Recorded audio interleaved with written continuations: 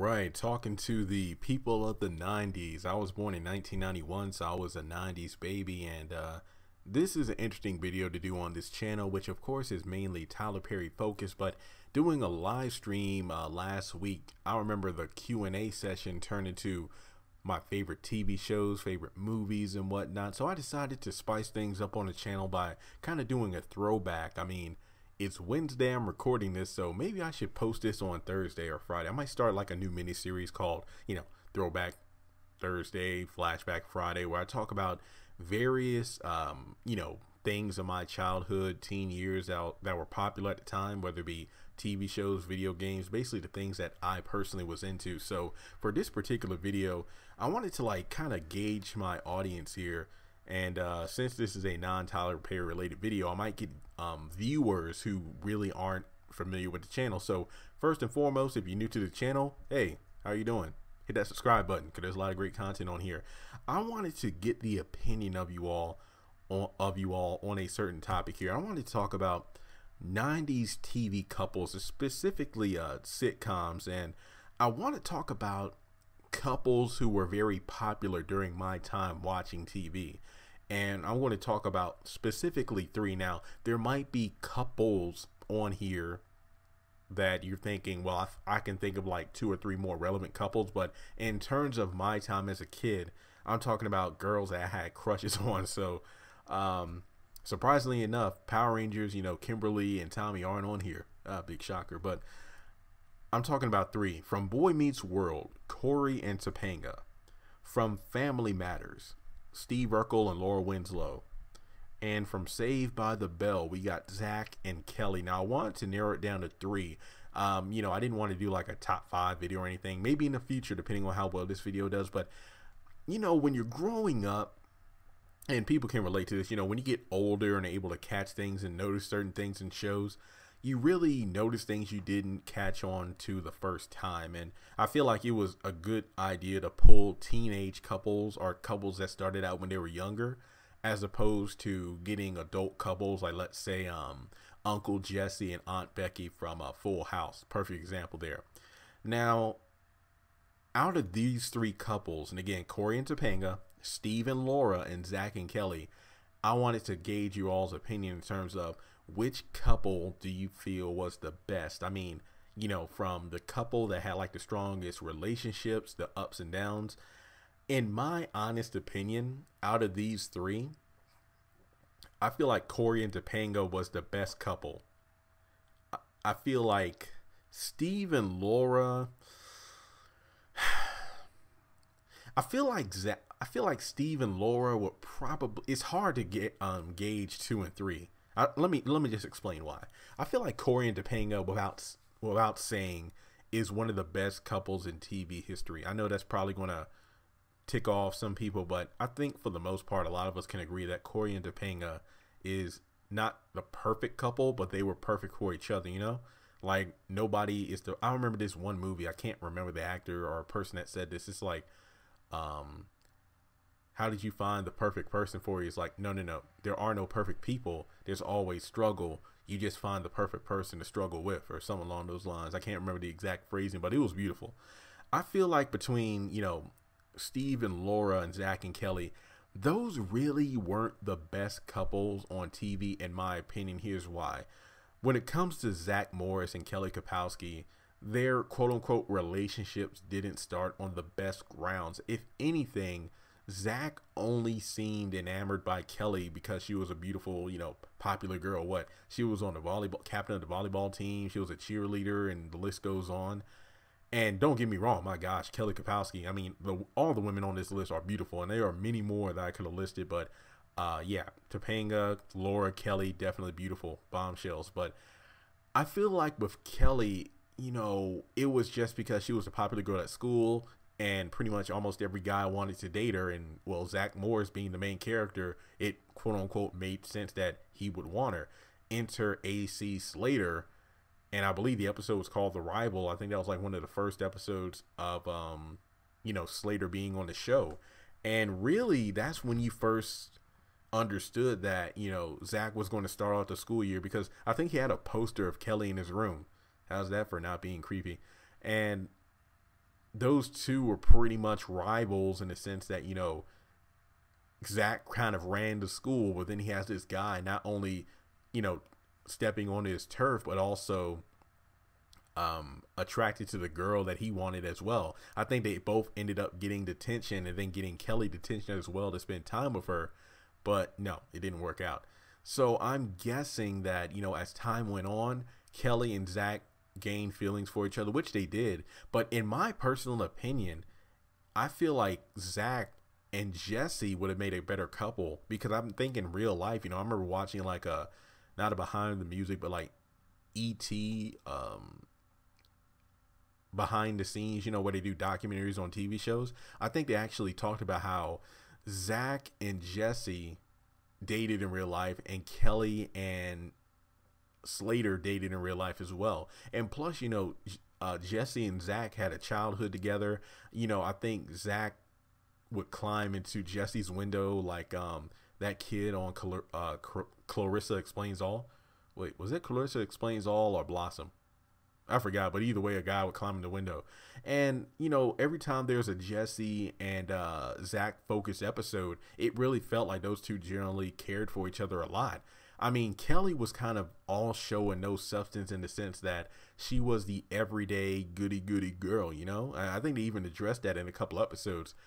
And really, it was just like she was eye candy for Zach, and then they eventually got together. And don't get me wrong, as time went on, I feel like one of their strongest episodes was the one where, I think it was the prom episode, and Kelly found out her dad got fired or laid off from his job, and instead of spending all this money on like a prom dress and whatnot, she gave the money to her dad to help out the family. And then Zach, you know, made like a little prom thing outside of the school itself, so those two slow dance, you know, as the prom music was going on the other side of the wall. And that was one of my favorite Zach and Kelly episodes.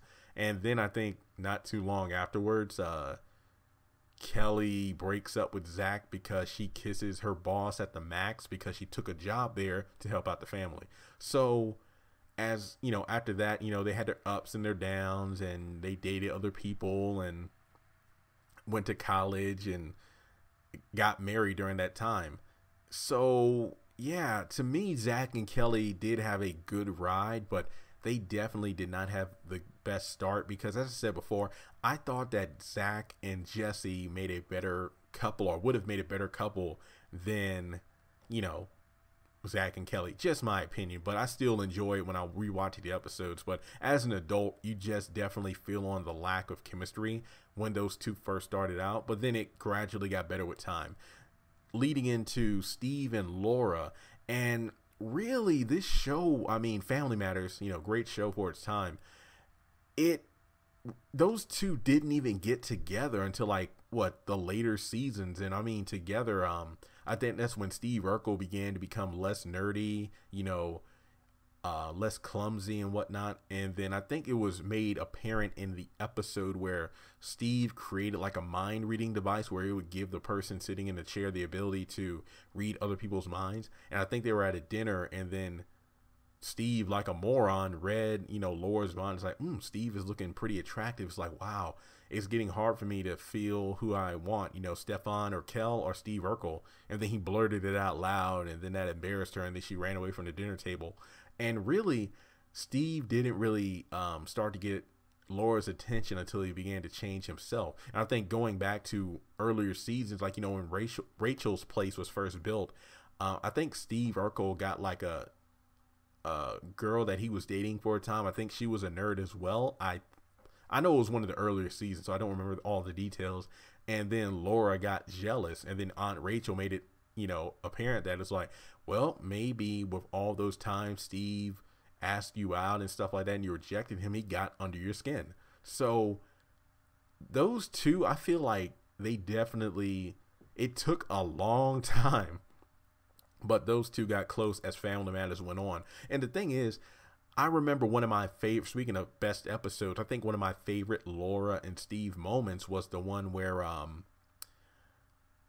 Laura overslept for a cheerleading competition, and then Steve rushed to the Winslow house. I think that Laura screamed because she overslept, and then Steve like burst through the window or something like that because I heard my pet screaming and I wanted to help. So he ended up giving her a ride to, I forgot the location, but I know that Laura got impatient because Steve's car, you know, that little buggy or whatever, was moving too slow. So she literally blew his car up by pressing the gas, so it blew the engine or whatnot, and they had to stay at like a motel or whatever. And there was only one bed and whatnot. And she made Steve sleep in the tub, and he came out and gave one of the best speeches that I've ever heard on TV history about how I love you with all my heart, but I'm a person and you will treat me with respect. I remember like the crowd reaction, like the audience applauding and whatnot. One of my favorite scenes in the entirety of Family Matters, or sitcoms for that matter, because Steve Urkel finally stood up for himself instead of being treated like garbage. But at the same time, it's just like it really hurt during that scene because Steve for years had loved Laura Winslow. I think it all started when he accidentally glued his hand to her hair in kindergarten or something like that. So he's been on the receipt. I wouldn't even say friend zone. I'll call it nerd zone for like over a decade or so before he finally got the girl of his dreams. So I feel like unlike Zach and Kelly, number one, Steve and Laura had a past together, not love or relationship wise, but they literally had a past together. And I remember there was one episode where in the class when they were young, they were assigned, you know, husband and wife assignments where, you know, a guy and a girl, they would be quote unquote married in real life. And I remember like Laura was being treated like a queen, like, you know, the living room was full of flowers, teddy bears, and Steve made dinner. And she's like, stop it. It's like, I'm never going to love you. And I think he gave her a ring or whatever. He was coming on way too strong, but he was being a good husband. And I remember that Steve walked out of the door all sad, talking about how, you know, Laura, you're kind of like a star. You know, you want to catch it in your hands, but you know you can't reach it, but you just got to keep trying. And then that same ring was the exact ring that Steve used to propose to Laura in one of the later seasons of Family Matters. I think that was in the episode where Laura made the choice between Stefan and Steve Urkel. And, you know, they eventually got together in the end. And unfortunately, the show got canceled before they ever got married. So sadly, I know the last episodes was a two-part where Steve Urkel went as like an intern astronaut. I think he won a contest. Yeah, it was like an invention contest to go into space with NASA, and he almost died, but he made it out. But yeah, it was sad that the show ended before we really got any future with those two. But I feel like yeah, Steve and Laura, they definitely had a past, but one of the best but worst episodes was when Steve became Stefan Urkel, because what led to that was Laura literally talking down to Steve about how you're nerdy, you're all clumsy and stuff. Because to be fair, there have been plenty of times where Steve Urkel's clumsiness, he was like Goofy. He was like black Goofy. Well, Goofy's black too, but Steve African American. You know where I'm coming from. His clumsiness would, you know, actually hurt people around him, whether it be ruining their clothes by dumping food on them or something along those lines. And it wasn't until Steve changed himself or altered his DNA, his cool gene to be exact, for Laura to get his attention. You know, like, you know, he came to that party and, you know, dancing the baby faces. This is for the cool. And, yeah, he kissed Laura, and then she kissed the crap out of him. So, yeah, I mean, as a kid, and even looking back, that is an iconic scene in television history.